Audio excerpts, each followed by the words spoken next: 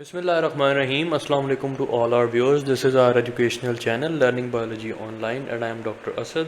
And in this lecture we will continue to discuss some of the more important ways or mode of nutrition of the recyclers known as the organisms that belong to the kingdom of fungi. So you can see over here we will discuss how parasitic and mutualist fungi they obtain their nutrition.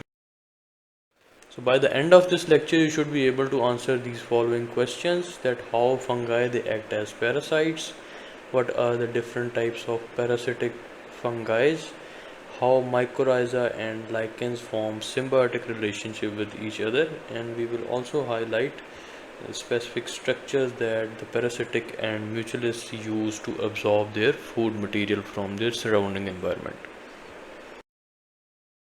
हम parasites को discuss करेंगे कि how fungi acts as parasites, so they anchor their themselves into the living host cells, और फिर specialised hyphal extensions होती हैं that are known as the haustoria. दे basically extend into the cytoplasm of each cell. ठीक है, तो एक तो ये होता है कि fungi they will first of all attach themselves. ठीक है, अटैचमेंट जब एक दफ़ा हो जाती है through specialised anchor like extensions of the hypha that are known as haustoria, तो वो फिर होस्टोरिया जो है वो फिर विद द टाइम ग्रो करके जो प्लांट सेल का साइटोप्लाज्म होता है उस तक एक्सटेंड कर जाती है.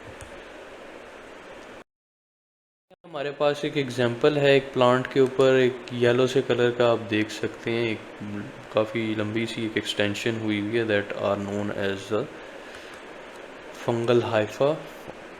ठीक है,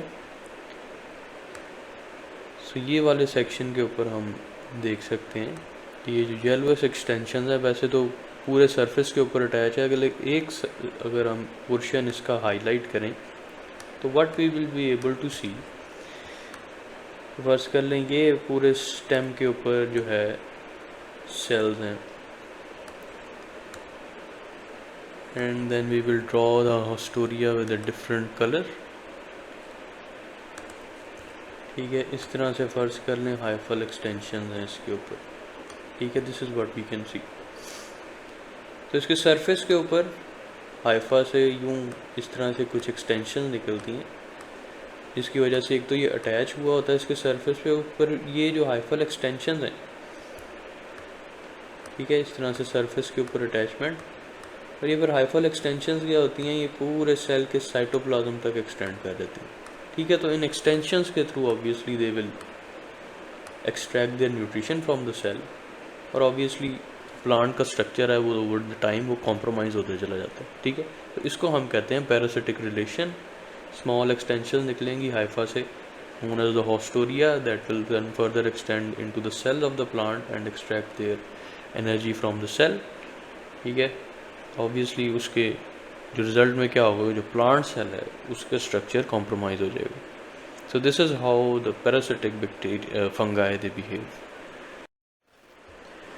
सो क्लासिफिकेशन ऑफ पैरासिटिक फंगाई की अगर हम बात करें तो they are of two types. One of them are the facultative parasitic fungi that require at least half of their life cycle is completed in presence of the host, यानी कि half of their life cycle the host is required to attain the energy to carry out their life cycle, but they can still survive without the host as well. ठीक है, so that is why they can grown artificially in labs as well. तो इसकी बड़ी common example जो है that are the Acanthamoeba.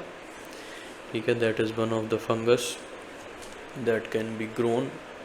इसके अलावा हमारे पास ऑब्लिगेट पैरासाइट होते हैं. ठीक है, इनके बारे में जनरल कॉन्सेप्ट ये है कि they can not survive without the host, so they always require host for the completion of their life cycle. तो इसमें कॉमन एग्जांपल जो हैं वो रस्ट हैं, जिसके बारे में हमने ऑलरेडी पढ़ा हुआ था फर्स्ट लेक्चर में भी कि they are the parasitic type and they cannot be grown in the culture media. Another type of mode of nutrition in case of fungi is the symbiotic relationship or the mutualism. अब इसमें क्या होता है कि fungi different species के साथ association बना के उनसे न्यूट्रिशन लेता है और इन रिस्पॉन्स उनको भी कोई ना कोई फ़ायदा पहुंचा रहा होता है. तो for the sake of example we have two examples over here, the mycorrhiza and the lichen association, जिसमें कि माइकोराइजा के केस में क्या है कि हमारे पास जो फंगस सेल है और द फंगल हाइफा हैं, they form association with the plant root specifically.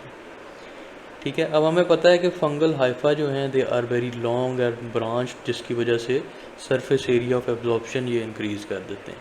तो प्लांट को ये हाइफा कैसे फ़ायदा पहुंचाते हैं कि they extract phosphorus, zinc and other minerals from the deep soil region that can then be used up by the plant roots. And in response, the roots of the plant, they provide uh, fungus with the organic content or the carbon containing content, जिससे कि fungus को energy मिलती है and it can then grow in size as well. ठीक है, so for this reason these mycorrhiza they grow easily in the moist conditions, and this is how this association acts as a effective biofertilizer. Biofertiliser कैसे कि plant को growth के लिए आपको पता है कि हमेशा से डिफरेंट मिनरल्स की ज़रूरत होती है, फॉस्फोरस, जिंक एंड अदर, ठीक है, यूरिया एज वेल।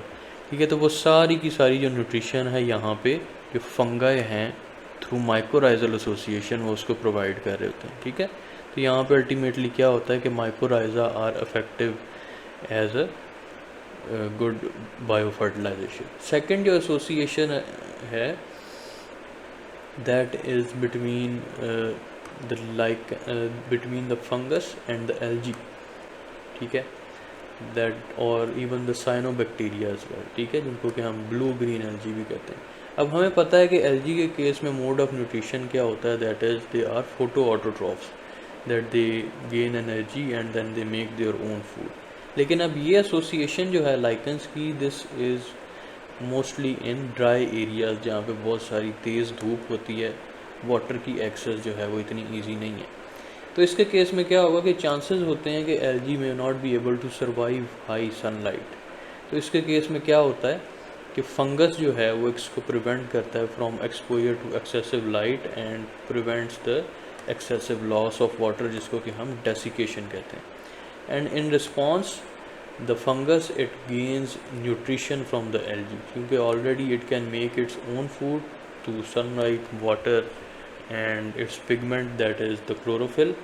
तो यहाँ से ये एनर्जी जो है वो शेयर कर रहा होता है विद फंगस, और फंगस इस इन रिस्पॉन्स इसको through it's hyphal extensions protect करके रखता है from excessive sunlight and desiccation. ठीक है, यहाँ पे लाइकेंस की इंपॉर्टेंस होती है that they can detect pollution in the air. ठीक है, तो ये डिफरेंट टेक्नोलॉजीज़ में यूज़ हो रहा होता है just to detect the air pollution and then so that we can take measures accordingly to prevent the pollution within the air. तो यहाँ पे आप देख सकते हैं कि किस तरह से ये म्यूचुअलिस्ट एसोसिएशन जो है वो जनरली इकोसिस्टम के लिए भी फ़ायदेमंद है as biofertilizers and also detectors of the air pollution.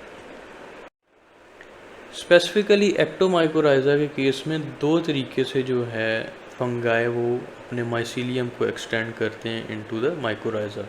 One of them are known as the ectomycorrhiza, जिसमें माइसीलियम की जो हाइफल एक्सटेंशंस हैं they extend to in between the cellular space.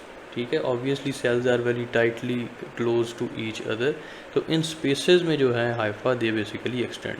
जबकि एंडोमाइकोराइजल एसोसिएशन में क्या होता है कि जो माइसीलियम की जो हाइफल एक्सटेंशंस हैं वो cell walls of the roots उनके अंदर तक जो है वो पेनिट्रेट कर जाती हैं इनटू देयर साइटोप्लाज्मिक पोर्शन। ठीक है, इसको स्टडी करने के लिए नेक्स्ट स्लाइड के ऊपर हमारे पास एक डायग्राम है। So this is the diagram of the root section of a plant. तो यहाँ पे हम देखेंगे कि माइसीलियम की जो एक्सटेंशंस हैं हाइफा वो किस तरह से एक्सटेंड करती हैं in case of ecto and endomycorrhiza. Ectomycorrhiza के केस में क्या होगा कि जो इन बिटवीन सेल्स की जो स्पेसेस हैं यहाँ पे टू अ स्पेसिफिक डिस्टेंस जो है हाइफाज एक्सटेंड करते हैं इन बिटवीन द सेल्स। ठीक है, जबकि एंडोमाइकोराइजा के केस में क्या होगा कि जो हाइफल एक्सटेंशंस हैं वो बिल्कुल सेल के साइटोप्लाज्म के अंदर तक एक्सटेंड कर रही होती हैं। ठीक है, so this is the difference between the ecto and the endomycorrhiza. ठीक है, और बिल्कुल ये जो आउटर सरफेस के ऊपर जो सेल्स हैं एक से दो लेयर यहाँ तक एक्सटेंड करते हैं, पूरी तरह से इनकी एक्सटेंशन जो है वो नहीं होती। So this is the end of our lecture where we have discussed the two very important types of nutritional modes in fungi. So do like our video and share it with your colleagues, and in the comment section do mention if you have any question relevant to the parasitic and mutualist mode of nutrition in fungi. And do not forget to subscribe to our channel and click the bell button so you can receive new video notification on regular basis. Thank you very much.